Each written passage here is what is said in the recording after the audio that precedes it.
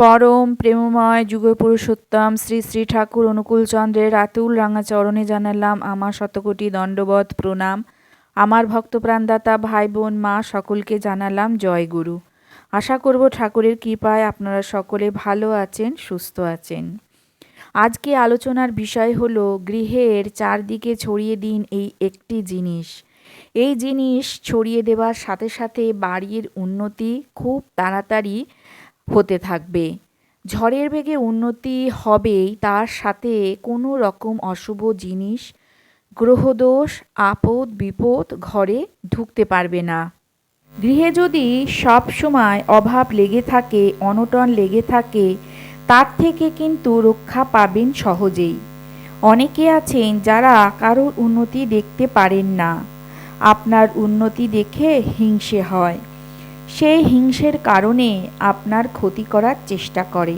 সামনাসামনি ক্ষতি করতে না পারলেও গুপ্তভাবে আপনার ক্ষতি করবার চেষ্টা করে। সেই গুপ্ত বিপদের হাত থেকেও কিন্তু সহজেই রক্ষা পাবেন। অনেকের বাড়িতে দেখবেন রোগ জ্বালা লেগেই আছে, সহজে যেন পিছন ছাড়তেই চায় না। সেই সমস্যা থেকেও কিন্তু সহজেই মুক্তি লাভ করবেন। আপনারা সকলে জানার জন্য উদগ্রীব হয়ে রয়েছেন কি এমন জিনিস যে শুধু ছড়িয়ে দিলেই এতগুলো সমস্যা থেকে সহজেই মুক্তি লাভ করবেন। আর দেরি না করে চলুন আমরা প্রত্যেকেই জেনে নিই সেই বিশেষ জিনিস, জেনে নিই সেই টোটকা। আমাদের জীবনে সমস্যার কোনো শেষ নেই, গুণে শেষ হবে না। একটা শেষ হলে আর একটা সমস্যা এসে হাজির হয়, সেই সমস্যা শেষ হলে আবার একটা নতুন সমস্যা এসে হাজির হয়। এইভাবে নিত্যদিনই আমাদের জীবনে সমস্যা লেগেই থাকে। কারোর অর্থের অভাব, কারোর রোগ জ্বালার সমস্যা, গৃহে অশান্তির সমস্যা, কারোর উন্নতির সমস্যা, কারোর জীবনে গুপ্ত শত্রুর সমস্যা। এই রকম নানা সমস্যার সম্মুখীন কিন্তু আমরা হই। শাস্ত্র মেনে এর থেকে মুক্তির উপায় কিন্তু আমাদের বার করতে হবে। তাই আমাদের পরম দয়াল যে মহা টোটকা দিয়েছেন, তার থেকে বড় টোটকা কিন্তু আর কিছু হয় না। আমরা পরম দয়ালের প্রদান করা মহা টোটকা সম্পর্কে জেনে নেব। তিনি আমাদেরকে যাজন সেবার ইষ্টবৃত্তি পালন করার কথা বলেছেন। অর্থাৎ তিনি প্রথম যে কথা বলেছেন সেটি হলো যজন, যাজন, ইষ্টবৃত্তি। এই তিনটির মধ্যে দিয়ে আমরা আমাদের জীবনকে সার্থক করে তুলতে পারি।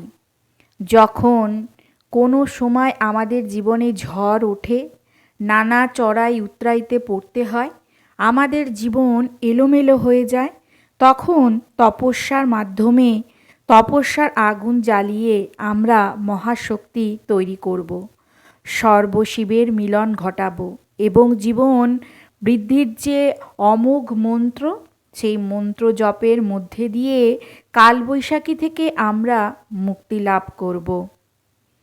আর ইষ্টবৃত্তিকে সজাগ রাখতে হবে।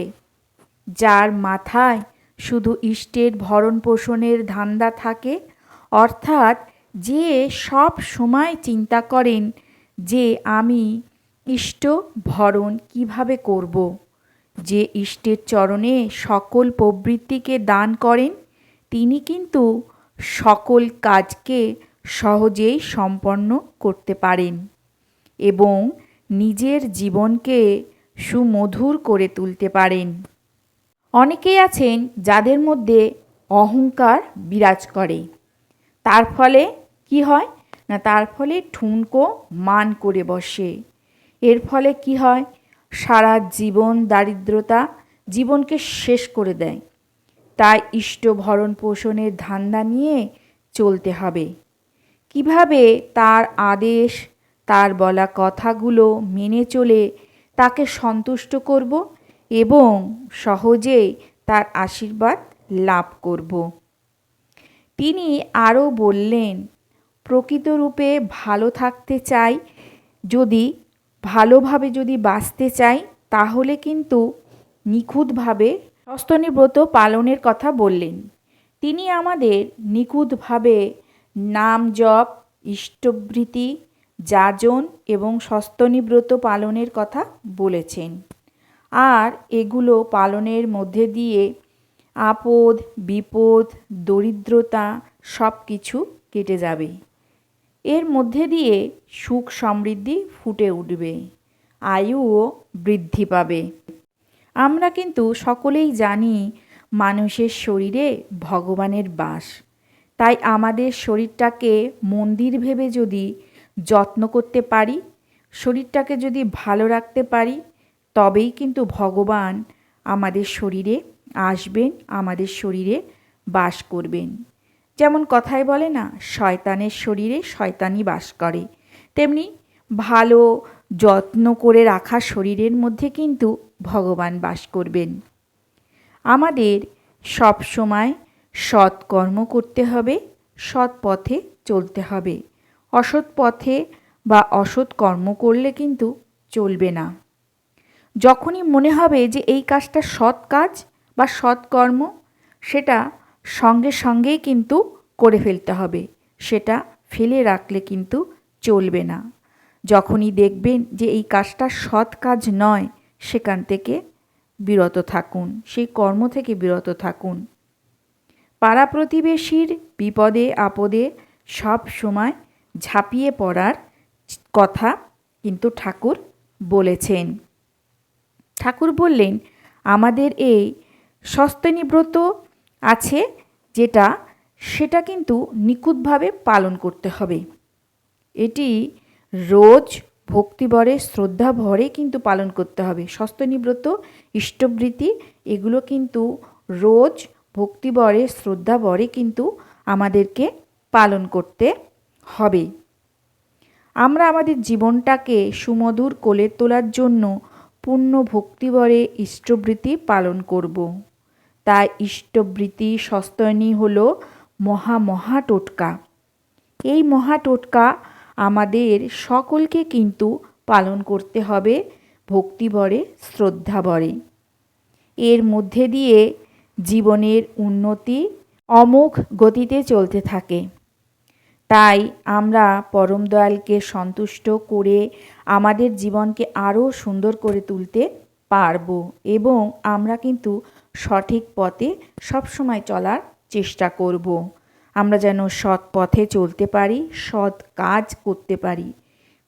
তাই এই মহা টোটকা কিন্তু আমাদের সকলকে পালন করতেই হবে এবং এই টোটকা পালনের মধ্যে দিয়ে আমরা আমাদের জীবনটাকে সহজেই বিপদমুক্ত করতে পারব এবং উন্নত মুখর করে তুলতে পারব। তাহলে আজকে মহা টোটকা সম্পর্কে আপনাদের সামনে আলোচনা করলাম। পরম দয়ালের বলা এই টোটকাগুলোর থেকে বেশি আর কিছু হতে পারে না। তো এই টোটকাগুলো আমরা সকলে পালন করবার চেষ্টা করব, এতেই আমাদের জীবন সুন্দর হবে। আমাদের জীবনে নানা রকমের বাধা বিপত্তি, নানা রকমের সমস্যা, গ্রহদোষ সহজেই কিন্তু আমরা সেগুলো থেকে বেরিয়ে আসতে পারবো, আমাদের জীবনকে সুন্দর করতে পারবো, উন্নতিমুখর করতে পারবো। তাহলে আজকের ভিডিওটা এইখানেই শেষ করছি। আশা করব আজকের এই ভিডিওটা আপনাদের ভালো লাগবে। আর যদি ভালো লাগে তাহলে অতি অবশ্যই একটা করে লাইক করবেন, কমেন্ট করবেন। যারা এখনও পর্যন্ত আমার পরিবারের সদস্য হননি তারা আমার চ্যানেলটাকে সাবস্ক্রাইব করে আমার পরিবারের সদস্য হয়ে যান। আজকে তাহলে চলি, কালকে দেখা হচ্ছে আরেকটি নতুন ভিডিওতে। সবাই ভালো থাকবেন, সুস্থ থাকবেন, সাবধানে থাকবেন, আনন্দে থাকবেন। ঠাকুরের কাছে এই প্রার্থনা করি, ঠাকুরের আশীর্বাদের হাত সদা সর্বদাই আপনাদের মাথার উপর থাকুক। আপনারা ভালো থাকুন, সুস্থ থাকুন। কালকে দেখা হচ্ছে। জয় গুরু।